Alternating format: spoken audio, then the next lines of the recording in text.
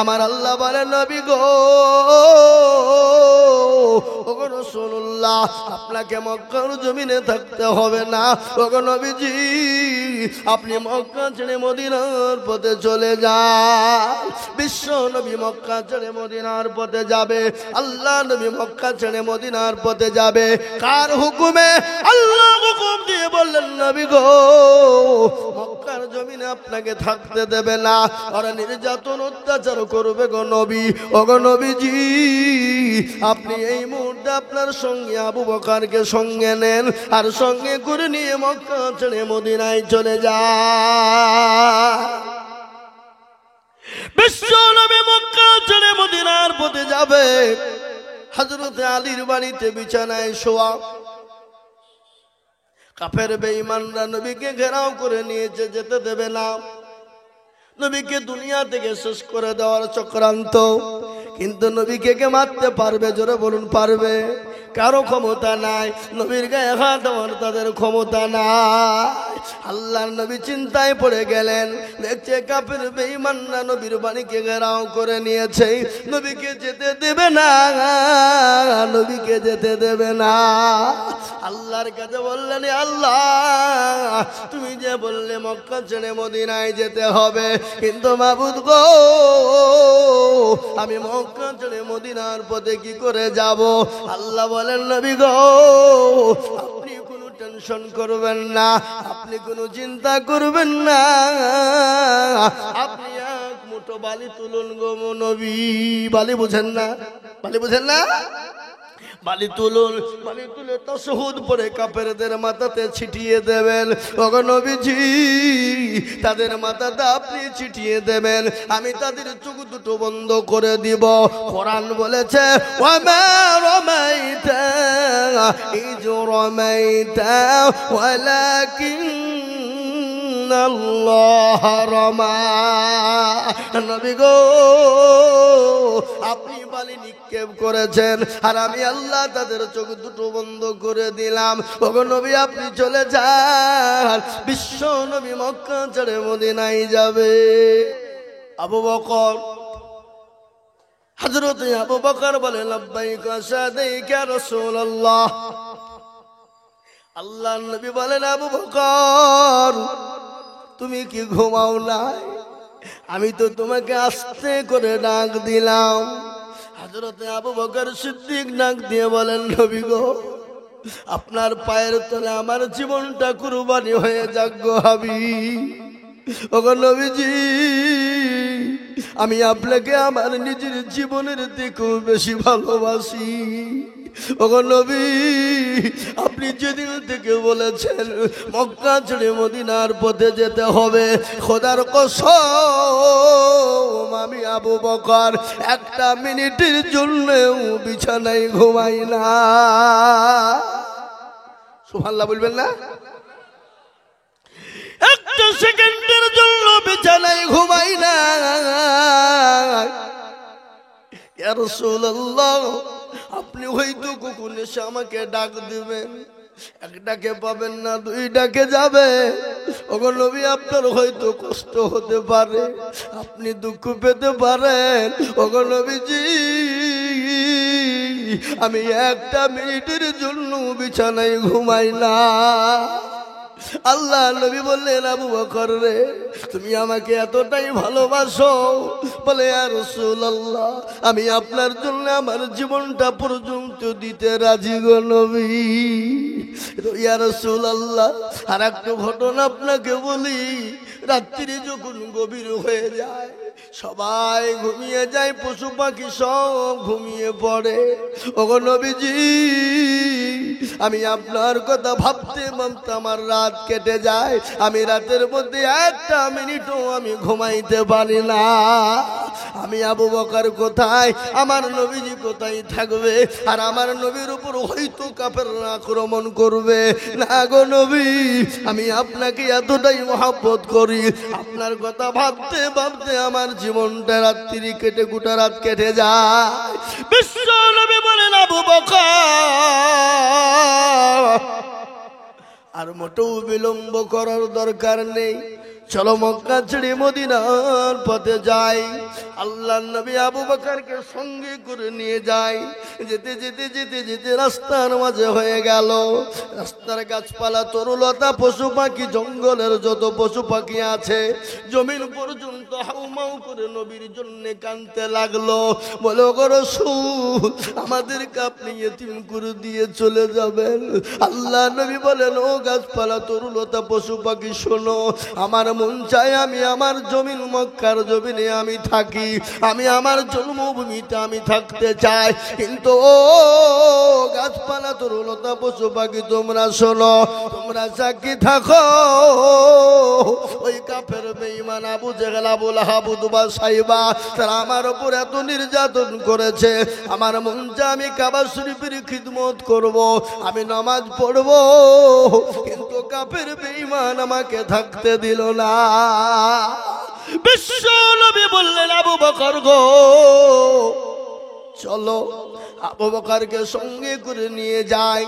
হযরতে আবু বকর কখনো ডানে, কখনো বায়ে, কখনো সামনে, কখনো পিছনে। আল্লাহর নবী বলেন, আবু বকর রে, ওরকম করে তুমি ছোটাছুটি করো কেন? বলে, ইয়া রাসূলুল্লাহ, আমি যখন পিছনের দিকে আসি মনে হয় কাফের বেঈমানরা আপনাকে পিছন থেকে আক্রমণ করবে, আমার যখন সামনে চলে যায় মনে হয় কাফের বেঈমানরা আপনাকে সামনে আক্রমণ করবে। ওগো নবীজি, আমার মনে হয় আপনি যখন ডানে যায় মনে হয় আপনাকে ডান থেকে আক্রমণ করবে। ওগো নবীজি, আমি যখন বামে যাই তখন মনে হয় কাফের বেঈমানরা বাম থেকে আক্রমণ করবে। কিন্তু নবী গো, আমি কেন ছুটাছুটি করে জানেন? ওই তীরখানা যদি আপনাকে আক্রমণ করে, ওই তীরটা আপনার গায়ে না লেগে আমি আবু বকরের গায়ে লেগে যায়। আল্লাহর নবী বললেন, আরে আবু বকর, জীবনের কোনো মায়া নাই, জীবনের কোনো মূল্য নাই, জীবনের কোনো দাম নাই। বলে, নবী গো, আমি আপনার জন্য জীবনটা দিতে প্রস্তুত। জোরে বলুন সুবহানাল্লাহ। বিশ্ব নবী বললেন, আবু বকর চলো। গজল। ও মুসলমান শুনুন, সাইয়্যিদে আলম নবীজি শাহে মদিনা, মদিনা যাইতে নবী হলেন রওয়ানা। ওরে কাফের মক্কা বাসী,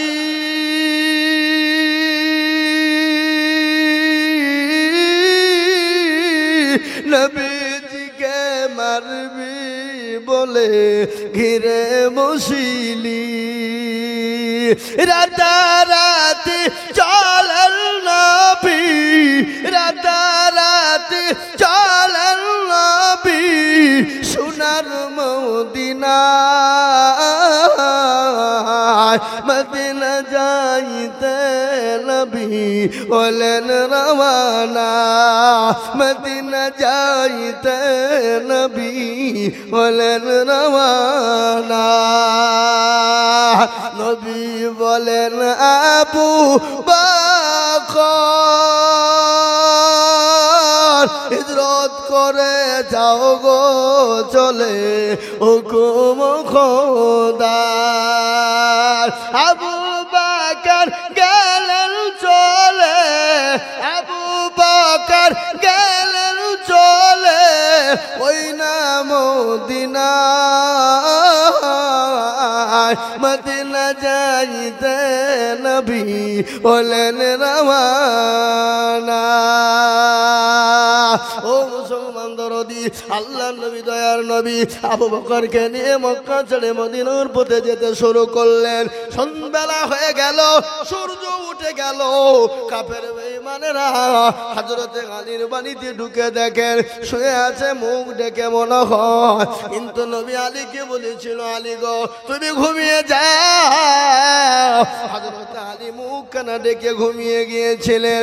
আল্লাহ নবী বলেন, আলী রে তুমি ঘুমাও কেন? আলী বলো, বলে নবী গো আমি এই কারণে মুখ ডেকে ঘুমিয়ে গেলাম, আমি যখন ঢুকে গেলাম কাফের বেঈমানরা ঘরের ভিতরে ঢুকে দেখবে মুহাম্মদ সাল্লাল্লাহু আলাইহি ওয়াসাল্লাম শুয়ে গর্দারে ছুরি চালিয়ে দেবে।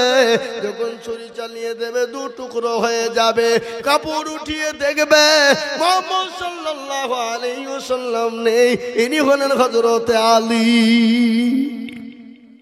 ও ইয়া রাসূলুল্লাহ, কিয়ামতের ময়দানে আল্লাহ যখন বলবে আলী রে তুই কি করেছিস বল, বলে মাবুদ গো আমি কিছুই করতে পারি না, তোমার হাবিবুল্লাহ তোমার দোস্ত তোমার নবীর জন্য, তোমার প্যারা নবী দোস্তর জন্য আমি আলী আমার গর্দনটুকু দিতে পেরেছি গো নবী। আল্লাহ এই কে কথাটা বলতে পারবো?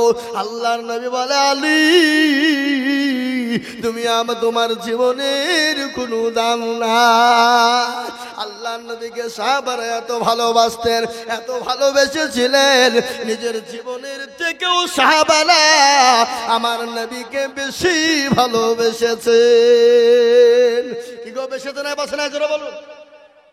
সাহাবারা আল্লাহ নবীকে নিজের জীবনের থেকে বেশি ভালোবেসেছেন না বাসেন নাই? জোরে বলুন। একজন সাহাবা, কি নাম তার জানেন? হযরত সাদ রাদিয়াল্লাহু তাআলা আনহু। শুনলেন? হযরত সাদ আল্লাহর নবীর সাহাবারা নবীকে কত ভালোবাসতেন, নবীও নিজের সাহাবাদেরকে নিজের জীবনের থেকে বেশি ভালোবেসেছেন। আল্লাহ নবীর বাড়ি খাবার হয় নাই, একদিন দুদিন তিন দিন করে, কিন্তু সাহাবাদের বাড়িতে আমার হাবিবুল্লাহ আমার নবীজি সাহাবাদের বাড়িতে খাবার বয়ে বয়ে তিনি দিয়েছে। ভাইরা আমার, বাবা জীবনেরা ভালো করে শুনে নেন। আল্লাহ নবী একদিন সাদকে ডাকলেন, বলে সাদ গো, বলে ইয়া রাসূলুল্লাহ বলুন, বলে সাদ তুমি কি বিয়ে করবে না? এই যুবকেরা শোনো, তুমি কি বিয়ে করবা না? বলে ইয়া রাসূলুল্লাহ আমাকে কে বিয়ে করবে? আমি তো কালো কিচ্ছি, আমি তো দেখতে ভালো না, ঠোঁট গলা মোটা মোটা। বলে নবী গো আমাকে কে বিবাহ করবে গো নবী? আল্লাহ নবী বলে সাদ তুমি বিবাহ করবা কি করবা না বলো? বলে ইয়া রাসূলুল্লাহ কে না বিয়ে করতে চায়, কার না মন চায়? আল্লাহ নবী আবারও বললেন সাদ তুমি বলো তুমি বিয়ে করবা কি করবা না? সাদ চুপ হয়ে গেল। আল্লাহ নবী বুঝতে পেরেছেন সাদ চুপ, তার মানে হলো আল্লাহর নবী বুঝতে পেরে গেলেন সাদ বিয়ে করার জন্য অনুমতি দিয়েছে। বিবাহের জন্য নবী একখানা চিঠি লিখলেন, সাদকে দিয়ে বললেন সাদ এই চিঠিখানা নিয়ে তুমি চলে যাও। কোথায় যাব? বলে আমার অমুক সাহাব হযরত আবু আইয়ুব আনসারীর বাড়িতে তুমি চলে যাও। তার একজন সুন্দরী রমণী মেয়ে আছে, অতীব সুন্দরী, যাকে হুরে মদিনা বলা হয়। এত সুন্দরী এই চিঠিখানা তুমি নিয়ে যাও। আল্লাহ নবীকে বললেন নবী গো আমি তো দেখতে ভালো না, কালো কিচ্ছি, আমি তো পেটে ভাটে উঠ চড়াই। ও গো নবী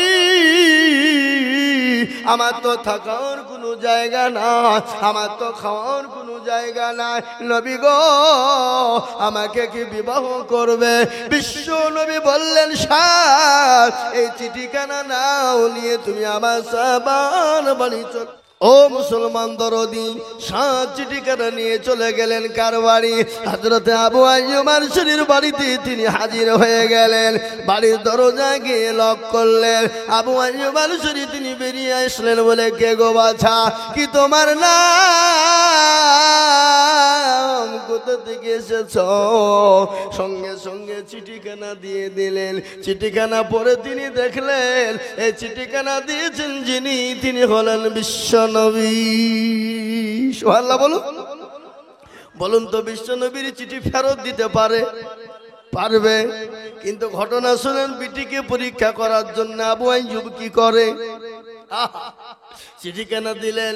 দেওয়ার পরে বললেন বাবারে চিঠিখানা তো বিশ্ব নবী পাঠিয়েছে, তুমি চলে যাও, আমি তোমাকে পরে কথা বলবো, তুমি চলে যাও, চিঠিখানা নিয়ে চলে যাও। হযরত সাদ রাদিয়াল্লাহু তাআলা আনহু মন ভাঙ্গা নিয়ে, অন্তর ভাঙ্গা নিয়ে চিঠি নিয়ে ফেরত চলে যায়। যেতে যেতে বলে হাই রে মানুষ, আমি চিঠিখানা নিয়ে এলাম, নবীজি আমাকে বিবাহের জন্য পাঠিয়ে দিল, কিন্তু আমাকে বসতেও বললো না, কথাও বললো না, চিঠিখানা নিয়ে আমাকে আবার ফিরিয়ে দিলে। কোন ধরনের মানুষ? মনটা ভেঙে গেল। যুবক মানুষ, মন তো ভাঙবে কিনা জোরে বলুন। বিবাহ যদি লেগে যায় আর বিবাহ যদি বারংবার ভেঙে যায়, বলুন তো সেই যুবকের মন ভাঙবে কিনা? ভাঙবে না? তার মানে সে কমজোরি কিছু আছে। তিনি চলে আসছেন মন ভাঙা, বুক ভাঙা, অন্তর ভাঙা নিয়ে তিনি ফিরে আসছেন। ইতিমধ্যে বিটি ডাক দিয়ে বলে, আব্বা জান। বলে, কে হলো রে আম্মা? বলে, কে এসেছিল? বলে, অমুক একজন এসেছিল, নবীর সাহাবা, চিঠিখানা নিয়ে এসেছিল। বলে, কেন? বলে, বিবাহর প্রস্তাব নিয়ে এসেছিল। বলে, প্রস্তাবটাকে পাঠিয়েছেন?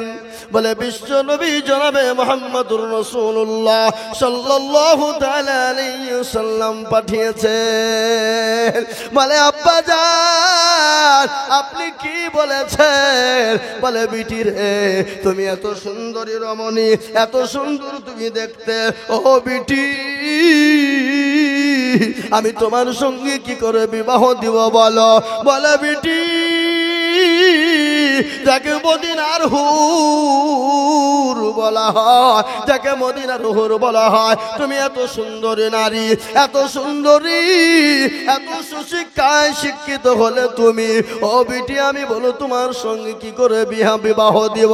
সে তো কালো কিছি, দেখতে ভালো না, ঠোঁট গালা মোটা মোটা। সঙ্গে সঙ্গে বিটি বড় পরোজগারিনী, বিটি আল্লাহওয়ালি, বিটি বড় নামাজি, বিটি বড় দিনদার। সঙ্গে সঙ্গে বললেন, আব্বা আপনি তাড়াতাড়ি করে যান, ওই মানুষকে আপনি ফিরিয়ে আনুন। বিশ্ব নবী জনাবে মুহাম্মদুর রাসূলুল্লাহ সাল্লাল্লাহু আলাইহি ওয়াসাল্লাম যখন চিঠি লিখে পাঠিয়েছেন, নিশ্চয় জানতে হবে তার ভিতরে ঈমান আছে। সে বড় পরোজগার মানুষ, দিনদার মানুষ, বড় ঈমানদার মানুষ। তার সম্পদ থাকুক আর নাই থাকুক, আমি তার সঙ্গে বিবাহতে বন্ধনে জড়িত হব। সুবহানাল্লাহ বলুন। বিটি কাকে বলে? হযরত আবু আইয়ুব আনসারী বললেন, বিটি রে, আমি তো ফিরিয়ে দিই নাই, আমি তোমাকে পরীক্ষা করার জন্য, চেক করার জন্য আমি এই কাজটা করেছি। ও বিটি, তুমি এই ছেলেকে বিবাহ করবে কি করবে না, আমি তোমার কাছে শোনার জন্য চেষ্টা করলাম। সঙ্গে সঙ্গে আবু আইয়ুব আনসারী চলে গেলেন, সাদকে ডেকে আনলেন। আনার পরে বলে, সাদ তাড়াতাড়ি করে বাড়ি আসো, আমার মেয়ে বিবাহের জন্য প্রস্তাব দিয়েছে। সঙ্গে সঙ্গে সাদ যখন হাসি মুখে চলে গেলেন, সাদকে বলা হলো, সাদ তুমি তৈরি হয়ে যাও, তুমি তৈরি হও। হযরত সাদ রাদিয়াল্লাহু তাআলা আনহু চলে গেলেন, আনন্দ আত্মহারা, মন ভরে গেল, দিল ভরে গেল। এই বাবজি, একে গো, ইনি কে গো? এদিকে আপনি বসেন, বসেন, এখন বসেন, লোকের বসেন। আপনি ওই আতর ঘষতে যে আতর মাখেনি কেউ নাকি? বসেন, লোকের বসেন। ওই যখন লোকজন উঠবে আপনি ওখানে দাঁড়াবেন আর বলে, বাবা দাঁড়ান, ঠেকিয়ে দিবেন, ঠিক আছে? ভাইরা আমার, বাবা জীবন আল্লাহ ওয়ালা, দিন ওয়ালা, ঈমান ওয়ালা। হযরত সাদ রাদিয়াল্লাহু তাআলা আনহু নবীর কাছে চলে গেল। নবীজি বললেন, সাদ তুমি তৈরি হও, বিবাহের জন্য তৈরি হও। হযরত সাদ বললেন, ইয়া রাসূলুল্লাহ, আমি যে বিবাহ করব আমার কাছে দিল মোহর দেওয়ার মতন কিছু না। আল্লাহর নবী বলেন, সাদ রে, আমার জামাই উসমানের গনির কাছে চলে যাও। হযরত উসমান গনির কাছে যখন চলে গেল, হযরত উসমান গনি রাদিয়াল্লাহু তাআলা আনহু তার বিবাহের জন্য যা যা প্রয়োজনের জিনিস দিয়ে দিলেন। হযরত সাদ তিনি চলে গেলেন বাজার করার জন্য, বাজার করবে। ইতিমধ্যে খবর হয়ে গেল, কে আছো মদিনার তরুণ যুবকেরা, ও মদিনার নওজওয়ানেরা, আজকে কি তোমাদের কাছে নবী থাকবে না? আজকে তোমাদের কাছে ইসলাম থাকবে না? আজকে তোমাদের কাছে নাকি দিন থাকবে না? আজকে দিনকে বাঁচাবে কারা? ইসলামকে বাঁচাবে কারা? সমস্ত সাহাবারা একে একে জমা হয়ে গেলেন। হযরত সাদ বিবাহের জন্য সামানপত্র কিনবে। ইতিমধ্যে কানে পৌঁছে গেল মদিনার বুকে আল্লাহ নবী ডাক দিয়েছে। আর তিনি দাঁড়াইতে পারলেন না, বিবাহর সমস্ত সামান কিনা বাদ দিয়ে দিলেন। তিনি তরবারি কিনলেন, ঢাল কিনে নিলেন। আর সাদ বললেন, আরে যে মজলিসে যে বিবাহটা আমার নবী থাকবে না, যে বিবাহটা আমি সাদের রসুল থাকবে না, আর আমি নবীকে বাদ দিয়ে সাদ বিয়েও করব না। যে মজলিসে হাবিবুল্লাহকে পাবো না, রসুলকে পাবো না, আমি সাথে বিয়ে করতে পারবো না। হযরত সাদ তিনি বিবাহর বদলায় ঢাল তরবারি কিনে নিলেন, যাদের ময়দানে চলে যাবেন। কিন্তু তিনি বুঝতে পারলেন নবী তো চিনে ফেলবে, সাহাবারা চিনে ফেলবে। হযরত সাদ একখানা কালো কাপড় কিনে নিলেন, মুখকে সুন্দর করে পেঁচিয়ে নিলেন। যাদের ময়দানে জাগাত শুরু হয়ে গেল, কাফের বেঈমানরা মুসলমানদেরকে চারিদিক থেকে ঘেরাও করে নিয়েছে, মেরে দেবে, নবীকে মেরে দিবে, শেষ করে দিবে। আল্লাহ নবীর একজন সাহাবা হযরত তালহা রাদিয়াল্লাহু তাআলা আনহু, তিনি কি করলেন, নবীকে ঢাল করলেন। নবীকে ঢাল করে কাফের বেঈমানেরা, কাফের বেঈমানদের সঙ্গে লড়াই শুরু হয়ে গেল। হাজার হাজার কাফেরদেরকে আপনার কি করে দিলেন, শেষ করে দিলেন। অনেক সাহাবা আপনার শহীদ হয়ে গেল। হযরত সাদ রাদিয়াল্লাহু তাআলা আনহু তিনি শুনতে পেয়েছেন মক্কা মদিনার মাটিতে নবীজি বেঁচে নাই, নবীকে শেষ করে ফেলেছে। সাদের মাথা আর কিন্তু ঠিক না, মুখ ঢাকা ছিল, মুখ ঢাকা নিয়ে মদিনার জমিনে জাহাদের ময়দানে তরবারি ঢাল নিয়ে জাহাজ শুরু হয়ে গেল। তরবারি নিয়ে শুরু হয়ে গেল, কাফের বেঈমানদেরকে জাহান্নামের টিকি ধরিয়ে দিয়ে হযরত সাদ তিনি আপনার শহীদ হয়ে যায়। আল্লাহ নবীর সামনে হযরত তালহা রাদিয়াল্লাহু তাআলা আনহু তিনি দাঁড়িয়ে গেলেন। কাফের বেঈমানরা হযরত তালহার উপর আক্রমণ শুরু করে দিল। একটা নয়, দুটো নয়, হযরত তালহা রাদিয়াল্লাহু তাআলা আনহুর গায়ে একটা নয় 80টা আপনার তরবারির আঘাত করা হয়েছিল, এমনকি 70টা তীর আঘাত করা হয়েছিল। ও মুসলমান, মুসলমান শুনেলেন, আল্লাহ নবীর সাহাবারা এরকম ঘটনা দেখলেন। আল্লাহ নবী সাল্লাল্লাহু আলাইহি সাল্লামের সমস্ত সাহাবারা কাফেরদেরকে শহীদ জাহান্নামে পাঠিয়ে দিলেন। অনেক সাহাবারা পর্যন্ত শহীদ হয়ে গেল। যাদের ময়দানে মুসলমানদের দামামা বেজে গেল। ইতিমধ্যে নবী বলেন, ও সাহাবারা, সমস্ত লাশগুলোকে তোমরা এক জায়গায় করো। সমস্ত লাশগুলোকে এক জায়গায় একত্রিত করা হলো। কিন্তু মুসলমান একজন সাহাবা এসে বলেন, নবী গো, একজন সাহাবাকে দেখলাম কালো রুমাল জড়ে মুখ পেঁচে জানে কে বসে আছে। আল্লাহ নবী বলে, খোঁজ না। গিয়ে খোঁজ নিয়ে দেখছেন হযরত সাদ রাদিয়াল্লাহু তাআলা আনহু তিনি শহীদ হয়ে গেছে। বিশ্ব নবীর কাছে যখন খবরটা দেওয়া হলো, আল্লাহ নবী বসা ছিলেন, খাড়া হয়ে গেল। আল্লাহ নবী দাঁড়িয়ে চোখ দিয়ে ঝরঝর করে পানি ঝরে যায়। বলে, সাদ রে, নিজের জীবনের কোনো মায়া নাই, নিজের জীবনের কোনো দাম নাই। তোমার কালকে বিবাহ, তোমাকে বিবাহর সামান কিনতে পাঠানো হলো। তুমি নবীকে এতটাই ভালোবাসো যে নিজের জীবন পর্যন্ত বিবাহ না করে নিজের জীবন পর্যন্ত তুমি দিয়ে দিলে রে সাদ। আল্লাহ নবী বললেন, ও সাহাবারা, সমস্ত সাহাবাদেরকে দাফন কাফনের ব্যবস্থা করো। হযরত সাদকে দাফন করার জন্য আল্লাহ নবী সাল্লাল্লাহু আলাইহি ওয়াসাল্লাম নিজে গেলেন। ইতিমধ্যে সাদের দিকে লক্ষ্য করলেন, আর আল্লাহ নবী মুচকি হেসে দিলেন। সাহাবারা বলেন, নবী গো, আপনি মুচকি কেন হাসলেন? বলে, ও সাহাবারা বললেন, নবী আপনি মুচকি কেন হাসলেন? বলে, ও সাহাবারা শোনো, আমি সাদকে যখন মাটি দেওয়ার জন্য আমি যখন ওই কবরস্থানের দিকে আগিয়ে নিয়ে যাই, আমি দেখি জান্নাতের হুরেরা আমার সাদকে নিয়ে টানাটানি করতেছে। জোরে বলে সুবহানাল্লাহ। আল্লাহর নবী সাহাবারা বলেন, আরে আজকের ওই লাশটা যদি সাদের না হয়ে আমি যদি আমি আমার লস হয়ে যেত, আমি কতই না বড় ভাগ্যবান হয়ে যেতাম। হাদিসের মধ্যে এসেছে নবী বললেন লা ইউমিনু আহাদুকুম হাত্তা আকুনা হাব্বা ইলাই মিন ওয়ালিদিহি ওয়া ওয়ালাদিহি ওয়ান নাসি আজমাইন। ওই ব্যক্তি সবথেকে পরহেজগার দিনদার ঈমানদার যে তার নিজের জীবনের থেকে আল্লাহ তার রাসূলকে জীবনের থেকে বেশি ভালোবাসে। তাই একবার সকলেই হাত উঁচু করে বলবো, হুজুর গো, পৃথিবীর জমিনে যতদিন থাকবো আল্লাহ তার রাসূলকে নিজের জীবনের থেকে বেশি ভালোবাসবো। একটু হাতটা উঁচু করে দিয়ে বলুন ইনশাআল্লাহ। অনেকেই তুলল না। আপনি মাইকে সাউন্ড কমাইছেন নাকি? কমাইছেন কেন? দেন হাই হাই হাই দেখো মুসলমান, অনেকে তুলল অনেকে তুলল না। ওরা মনে করছে দেখো তুলতে বলা মানেই বিপদ ডাইনি নাকি? ভাই, যে তুলল সে জিতলো, যে তুলল জিতলো, আর যে তুলল না কি হইলো জোরে বলুন? হেরে গেল। আপনারা কি বলেন, হেরে গেল না জিতে গেল বলেন? হেরে গেল বলেন তো? তো দোস্তরা হাটের বড় মানুষ চালাক, কেউ হাত তুললো কেউ তুললো না, কিন্তু যে তুলে দিল সে জিতলো, যে তুললো না সে হেরে গেল। বলে মৌলবি ঠকাবে অত সহজ? বদনা চিনেন তো আপনারা? বদনা চিনেন? বদনা এই করে পানি নিয়ে মাঠে গেছে কি করতে? পায়খানা করবো বুঝলি, তো পায়খানা করে পানি খরচ করতে গিয়ে দেখছে বদনা ফুটু, পানি সব পড়ে গেছে। হাই হাই হাই, কি হইল এটা? পানি শেষ।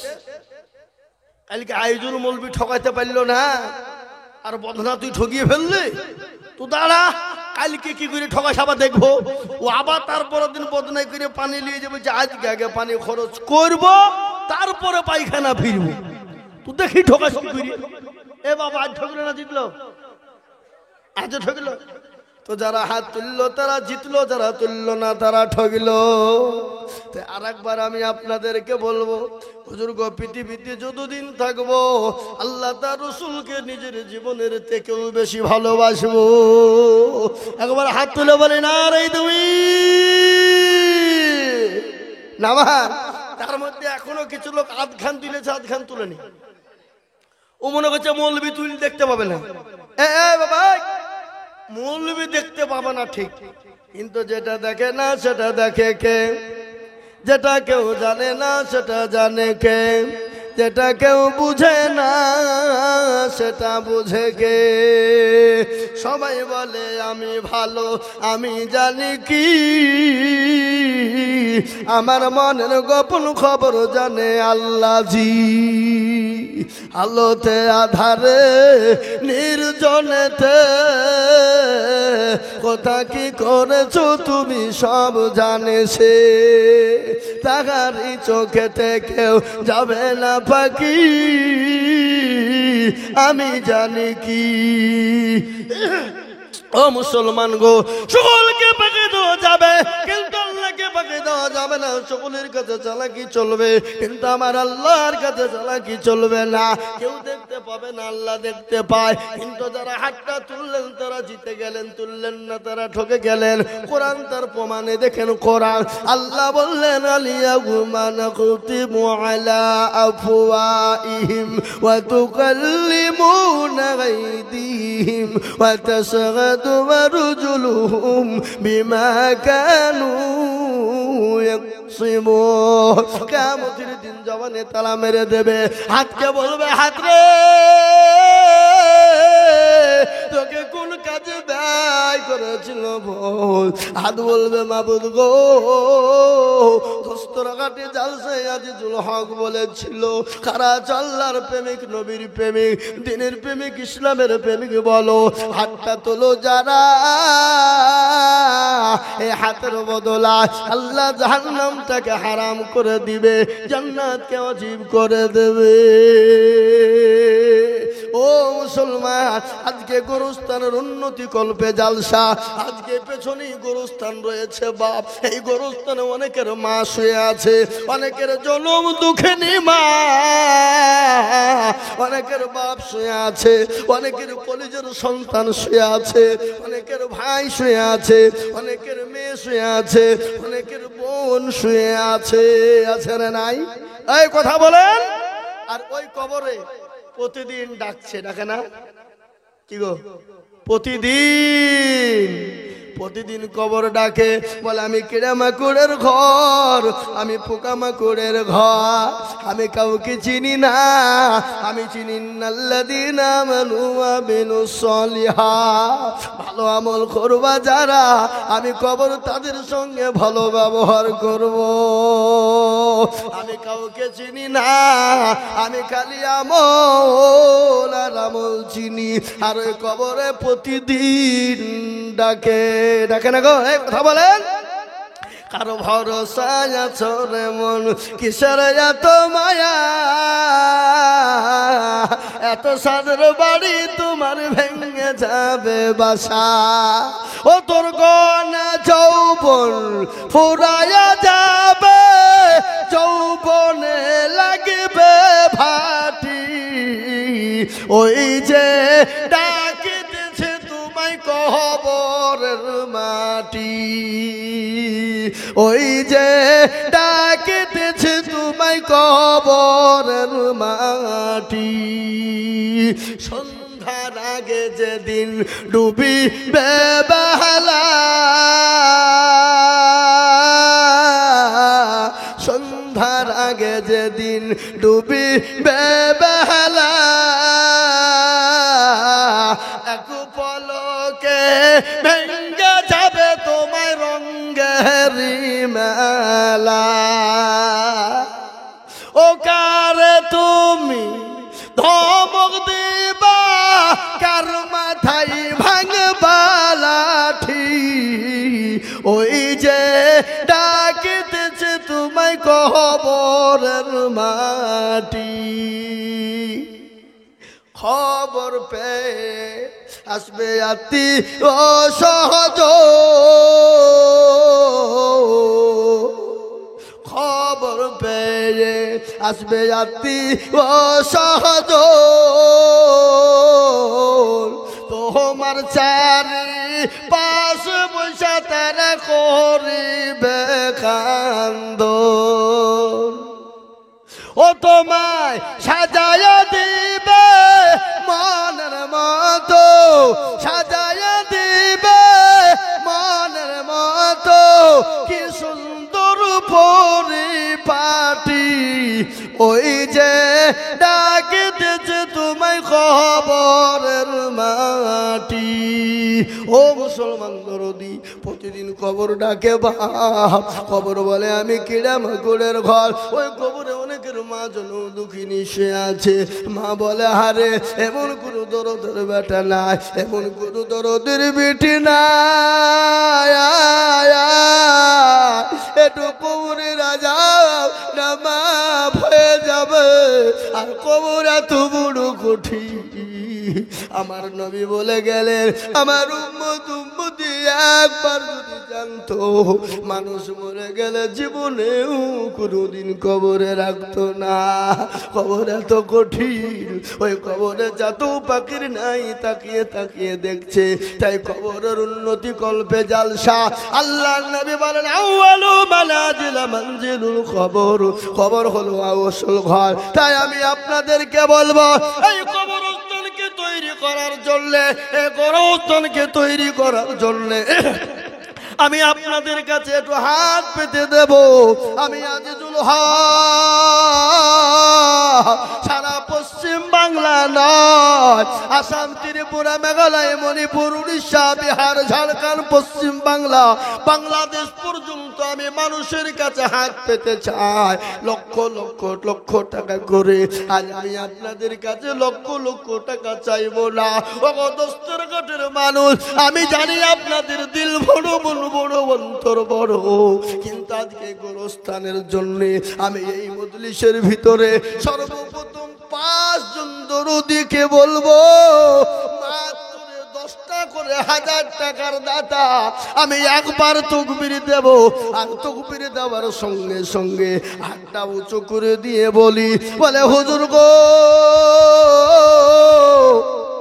আমার কাছে জান আছে মাল নাই, আমি পরে অল্প অল্প করে দিয়ে দিয়ে শোধ করে দেব, আস্তে আস্তে শোধ করে দেব।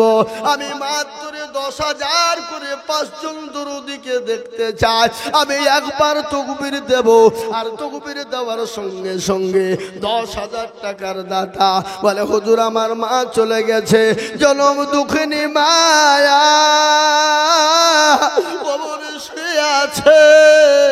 যে মা নদীর গর্ভে করে নিয়ে বেরিয়েছে, যে মা 1 নয় 2 নয় বুকের স্তনের দুধ খাইয়ে মানুষ করেছে, সেই মাকে কবরে তাকায়। সেই মায়ের নামে আমি 10,000 করে 5 জন দরদিকে বলবো, সর্বপ্রথম তাকবীর দেব।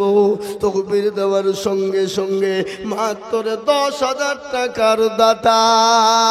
আমি জানি দোস্তের ঘাটের মানুষের দিল বড়, মন বড়, অন্তর বড়। এদেশে 20,000 25,000 50,000 টাকা দেওয়ার লোক আছে, কিন্তু আমি চাইবো না। আমি 10,000 করে 5 জনের কাছে দেখতে চাই। একবার তাকবীর দিয়ে বলি নারে তাকবীর। ইনশাআল্লাহ এই মজলিসের ভিতরে ডানে পায়ে পিছনে সামনে উপরে নিচে সর্বপ্রথম একজন দরদি একটু হাত উঁচু করে দিয়ে বলুন 10,000 টাকার দাতা। কি নাই? এমন কোন মিস্ত্রি ভাই? দোস্তর হাতে লাগাতে প্রচুর মিস্ত্রি আছে, কিন্তু আছে না নাই? যারা বলুন আছে না নাই? অনেক মিস্ত্রি ভাই আছে। এই গোরস্থানের জন্য বহু টাকা বহু দিকে চলে যায়, বিবি বাচ্চা ছেলে মেয়ের পিছনে যায়, আত্মীয় স্বজনের পিছনে যায়, বন্ধু বান্ধবের পিছনে যায়, ডাক্তারের দোকানে যায়। আমি আপনাদের কাছে বলবো সর্বপ্রথম এতগুলা মানুষের মধ্যে থেকে একটা ভাগ্যবান আল্লাহর দরদি বান্দা নাই বলে হুজুর আমার কাছে জান আছে কিন্তু মাল নাই। আমি পরে অল্প অল্প অল্প অল্প করে দিয়ে দিয়ে শোধ করে দেব। তাই সর্বপ্রথম একজন দরদি একটু হাতটা উঁচু করে বলুন দেখি ইনশাআল্লাহ।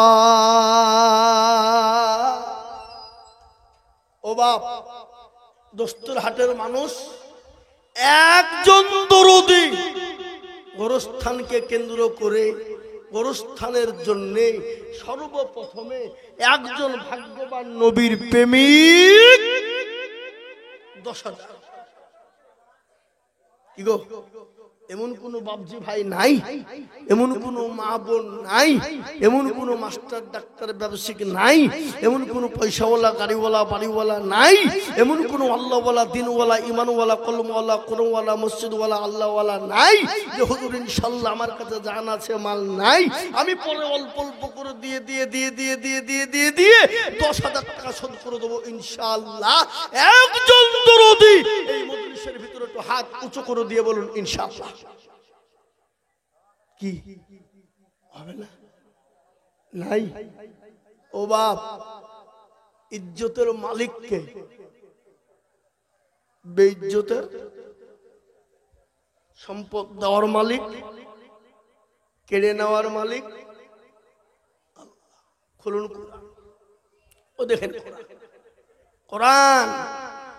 قل اللهم مالك الملك تؤتي الملك من تشاء وتنزع الملك ممن تشاء وتعز من تشاء وتذل من تشاء بيدك الخير إنك على كل شيء قدير। কোরআন কবি কি বলে? রাজ্য মাঠ সিংহাসন এ সবই করি দান, আর সাগর সাহি কেড়ে নিয়ে ফকির বানান। বাচ্চাকে ফকির করে এ ফকিরকে করে দান, আর ভাঙ্গা গড়ার পৃথিবীতে এই তো তার কাম। কত হাজারো টাকা কত জনে লয়, আর সারাদিন কেটে কেউ বানাহারে রায়। কেউ বা 1,000 টাকা পাইবে না মাগিনাতে, আর কেউ বা ঘোড়ার গান কাটে পেটে ভাতে। ও মুসলমান দরদি গো আমার, ইজ্জত বিজ্জতের মালিক আল্লাহ, সম্পদ দেওয়ার মালিক আল্লাহ, কেড়ে নেওয়ার মালিক আল্লাহ। তাই আমি বলবো বাপ, দস্তর ঘাটের মানুষ একজন এমন কোনো ভাগ্যবান হবে না, এমন কোনো নবীর প্রেমিক হবে না, এমন কোনো দিনের প্রেমিক হবে না, এমন কোনো আল্লাহ বলা হবে না, এমন কোনো আল্লাহর প্রেমিক বান্দা হবে না বলে হুজুর গো আমার মা বাপ কবরে শুয়ে আছে, এই গোরস্থানকে বানানোর জন্য আমি 10,000 টাকা দেব, এমন কোন আল্লাহর একজন বান্দা উঠে আসুন, উঠে আসুন। আল্লাহ কবুল করল। আমিন। কই কে লিখছে খাতা কই?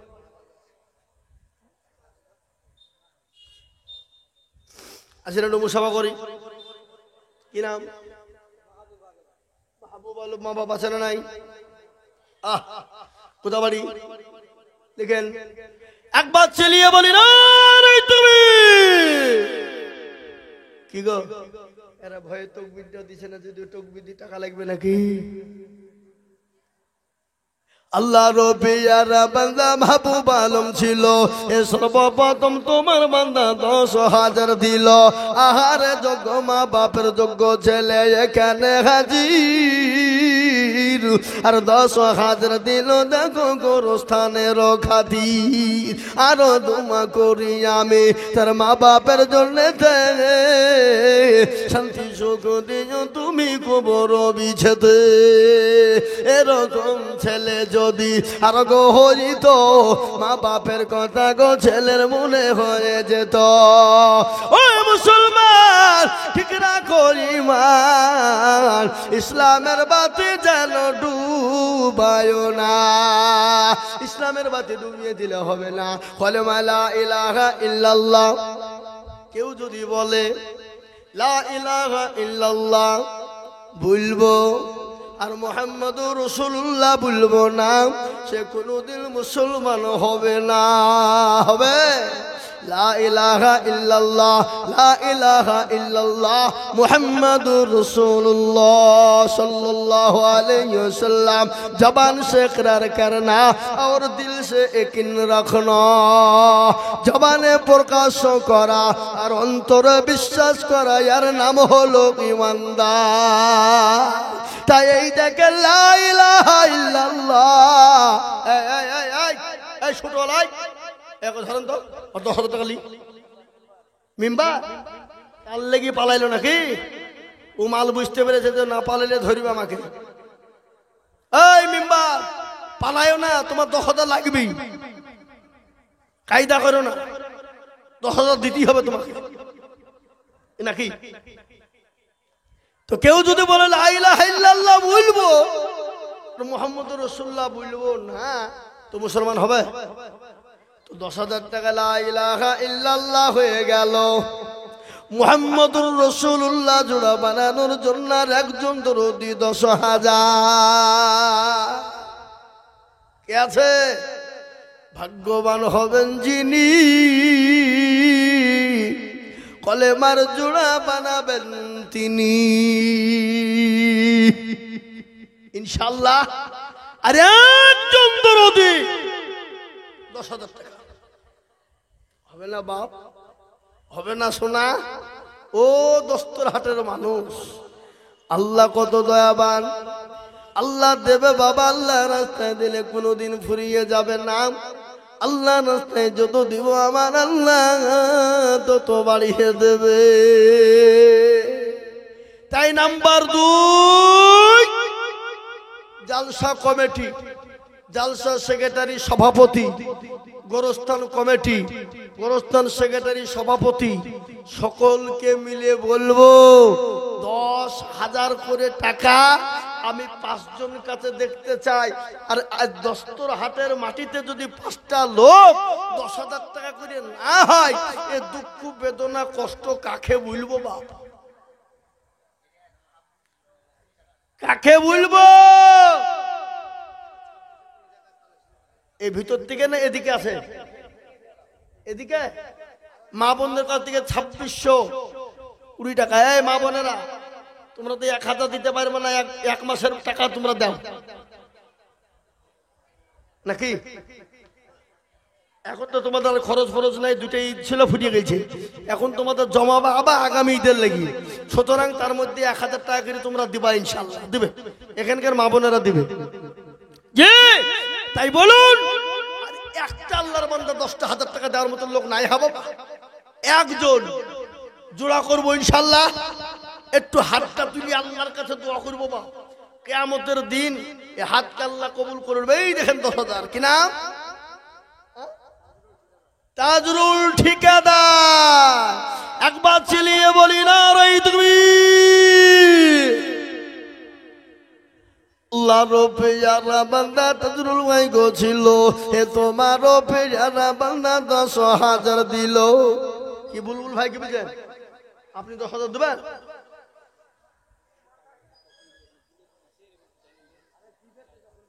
এই খাপার লোক কোথাকার। আল্লাহ আল্লাহ আল্লাহ আল্লাহ, দেখো লোকের বহান, আমি তো নামিনি এখনো, তো ভাবছেন কেন আপনি? নাকি তো আমি বুঝলবো তো ঠিক। আল্লাহ রবিয়ারা বান্না তাজরুল মাই গো ছিল, এ নাম্বারও 2-তে দেখো 10,000 হইল। এই আরো দোয়া করি আমি বান্দারও, কারণ দিও গো বান্দাকে তুমি সুখের জীবন। মনে বড় ছিল তাহার, ছিল বড় আশা, এ 10,000 টাকা দিয়ে বানাবে গোরস্থানের বাসা। আনো দোয়া করি আমি, করি শত শত, আল্লাহ তাকে বানিয়ে দিও তাহার মনের মতো। আল্লাহুম্মা আমিন। ও মুসলমান দরদি, এই দেখেন 2 নম্বর হয়ে গেল।